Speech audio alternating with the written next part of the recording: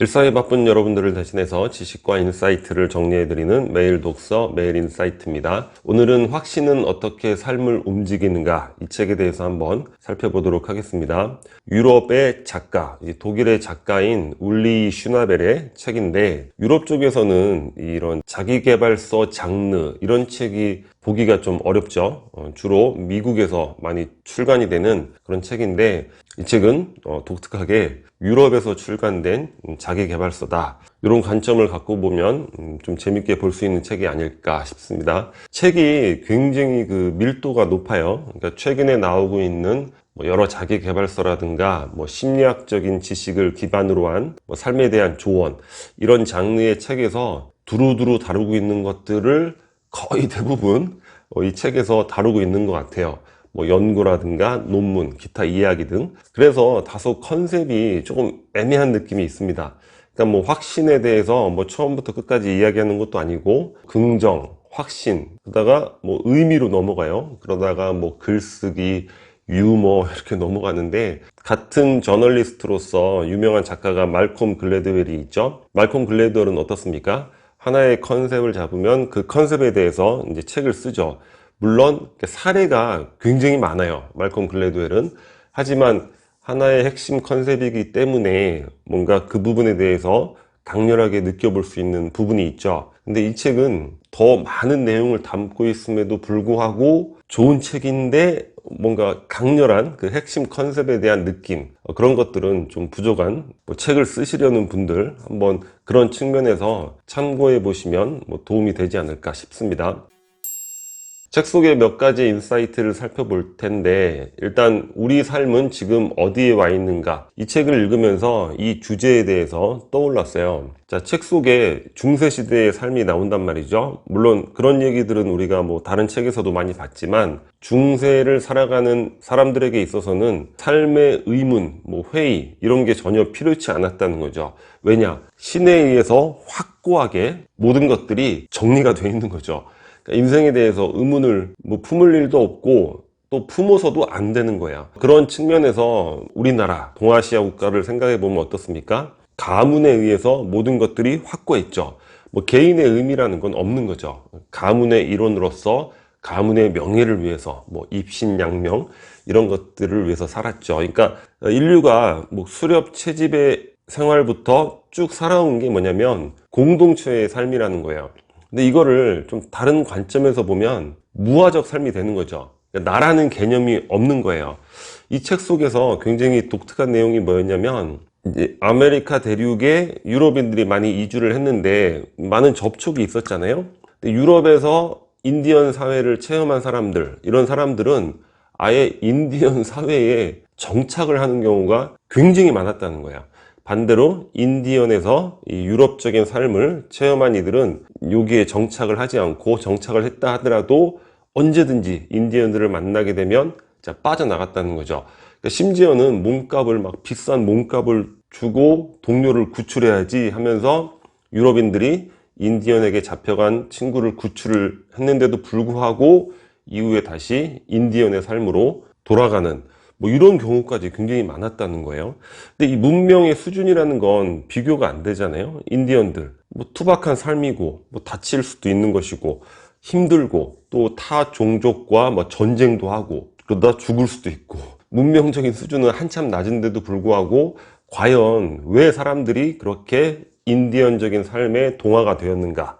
바로 그게 무아적인 삶의 근거를 찾아볼 수 있다는 거죠. 그러니까 인디언의 일원으로서 살게 되면 내가 쓸모없다는 의식, 그리고 나라는 의식, 이런 것들을 가질 필요가 없다는 거예요. 그냥 구성원의 한 부분으로서 함께 일하고, 함께 나누고, 함께 싸우고, 이러한 삶에서 굉장히 정신적, 심리적 안정, 또는 삶의 의미, 그런 것들을 찾게 된 것, 거기에 이유가 있지 않은가, 이런 이야기들을 하게 되는데, 근데 그러다가 공동체적인 삶, 서양의 신, 동양의 가문, 무아적인 삶, 나의 존재에 대한 회의, 이런 것들이 전혀 필요가 없는 그런 삶을 살아오다가 근대로 넘어왔잖아요. 어떻습니까? 진화론이 나오고, 지동설이 나오고, 프로이드의 정신분석학이 나오고, 과학이 나오고, 이성을 발견하고, 뭐야?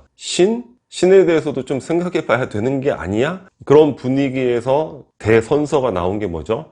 바로 니체가 그러한 조건, 기존의 신에 의해서 정교하게 짜여진 사회, 의문이 필요치 않았던 사회를 살던 인간들에게 이제는 신은 죽었다. 그러니까 뭐 종교를 부정하고 이걸 떠나서, 자, 신은 죽었다는 게 뭐예요? 야, 이제 네 인생 네가 알아서 살아야 되는 거야. 이런 의미가 되는 거죠. 이제 신은 죽었다. 그래서 근데 개인의 발견이 된 거 아니에요? 뭐 자아라는 개념이 생기고 나의 이성으로 세상을 변혁시킬 수 있고, 그래서 이거는 진보고 발전이고 성장이다 이렇게 여겼는데 어떻게 됐습니까? 계속 살아오면서 인간의 존재 자체는 정신질환이라든가 신경증 이런 것들이 굉장히 많이 발생을 하게 되는 거죠. 심지어는 자살도 굉장히 많이 나타나게 됩니다. 그러니까 현대인들은 신과 가문에서는 벗어났지만 홀로 남겨진 개인으로서 그보다 몇 배 이상의 짐을 짊어지게 되었다. 이런 측면으로 이해를 해볼 수 있겠죠. 그래서 존재의 무용함 언제 많이 느낍니까? 우리가 뭐 해고를 당한다거나 뭐 은퇴를 한다거나 내가 이 사회에서 쓸모없는 존재라는 느낌, 또 외로움, 그죠? 혼자 개인으로서의 삶을 살아야 되니까 외로운 거죠. 그러니까 무화적 체험이 없는 거예요. 끊임없이 자기만 남아있는 거니까. 외로움이 발전해서 우울감, 우울증, 그리고 열심히 살다가도 어떻게 되죠? 이렇게 살아서 뭐하지? 허무함, 이런 것들을 느끼게 된다는 거예요. 그러니까 우리가 인류의 역사 속에서 삶의 형태, 어떤 세계와 나와의 관계, 이렇게 흘러오는 과정에서 과연 우리의 삶은 지금 어디에 와 있는가, 이런 부분들에 대해서 책의 여러 가지 내용들, 단편적인 내용들을 통해서 한번 고민을 해보게 됐습니다. 자, 그러면 앞으로 어떻게 살아야 하나? 각자 많은 생각을 해볼 수 있겠지만 결국에는 한 개인으로서 계속 고립된 채로 남아있기보다는 다시 공동체의 삶으로 돌아가야 되지 않은가. 근데 그것이 과거처럼 뭐 신이라든가 가문 이런 게 아니라 뭐 정반합처럼 이번에는 새롭게 좀 더 나아진 공동체 생활이 필요하겠죠. 일단은 각자 도생의 자세를 버려야 되지 않은가. 각자 도생이라는 게 거의 유행어처럼 번지면서 나만 잘 되면 돼, 이런 개념들이 굉장히 널리 퍼지고 있는 것 같아요. 그런 것들을 버리고 새롭게 건전한 공동체를 함께 만들어 가야 되지 않을까. 가족 공동체, 지금 가족이 많이 해체가 됐잖아요. 가족이 공동체로서 뭐 서로 노력하고 화합하게 된다면 사실 가족 그 자체만으로도 굉장한 안정감을 가질 수 있지 않을까, 이런 생각. 친족 공동체, 어제 우리 돈의 속성 책을 살펴봤는데 그 김승호 회장님이 자기가 100억 이상대의 재산가가 되면서 친족들, 조카들의 학비를 자신이 다 지원을 하고 있다는 거예요. 상당히 또 묘한 느낌이 들더라고요. 친족 공동체로서 생각하고 내가 앞서 나갈 때 좀 서포트 해줄 수 있는 그런 모습들. 친구, 우정도 마찬가지죠. 최근에는 우정도 경쟁적이고 이런 모습이 많은데 그런 게 아니라 가장 끈끈한 공동체로서의 역할을 할 수 있는 게 친구, 이웃. 우리 응답하라 1988인가? 그 드라마 보면서 과거의 이웃 관계에 대해서 많은 추억을 했잖아요. 음식을 하게 되면 그냥 동네에 같이 나눠 먹고 이런 모습들. 그러니까 이웃 공동체, 그다음에 종교 공동체. 뭐 종교의 부정적인 모습들이 언론을 통해 많이 나오곤 하지만 진정한 의미에서의 어떤 공동체를 구현하고 잘 운영이 되고 있는 그런 곳들도 많이 있는 걸로 알고 있거든요.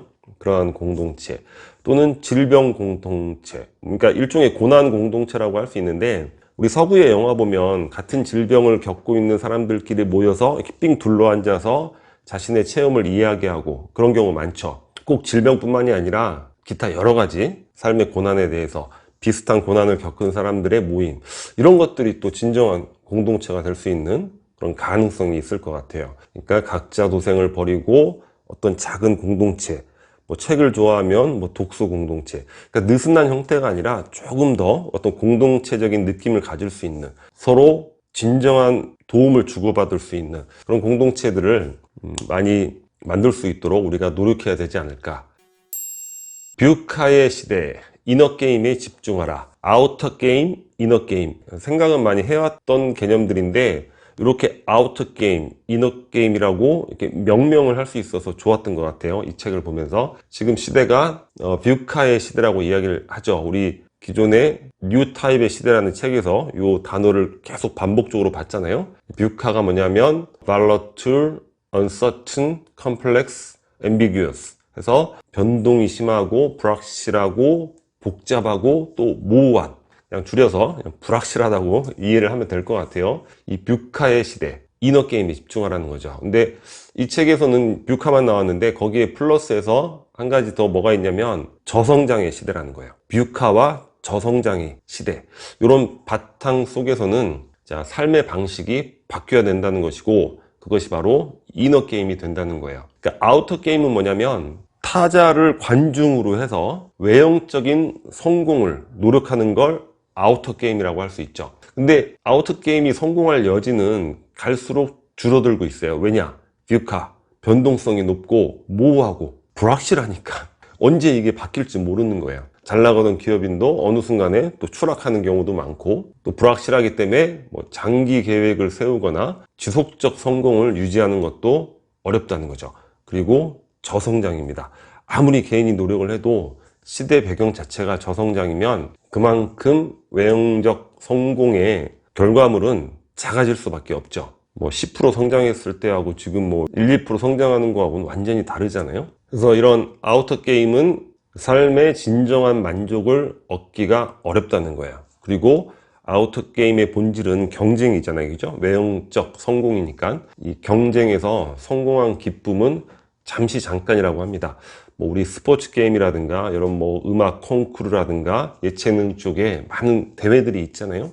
물론 그 대회에서 좋은 결과를 내기 위해서 연습하고 이런 과정에서의 뭐 보람, 그리고 우승을 했을 때의 즐거움, 이런 것들 많이 만끽을 하는데 그 기쁨은 잠시 잠깐이라는 거죠. 그 이후에 또다시 공허함이 찾아오게 됩니다. 그러면 그거를 뭐 또 다른 목표를 통해 뭐 도전을 하면서 계속 도전과 공허함, 이런 것들이 되는 거니까 어떻게 보면 이거는 부정적 중독이 될 수가 있죠. 그런데 이너 게임은 뭡니까? 내면의 게임이죠. 외형적 성공과 무관하고 타자라는 관중이 필요치 않은 거예요. 우리 인간에게 가장 지독한 욕구가 인정 욕구잖아요. 타인에게 인정받으려는 그런 게 필요치 않다는 거죠.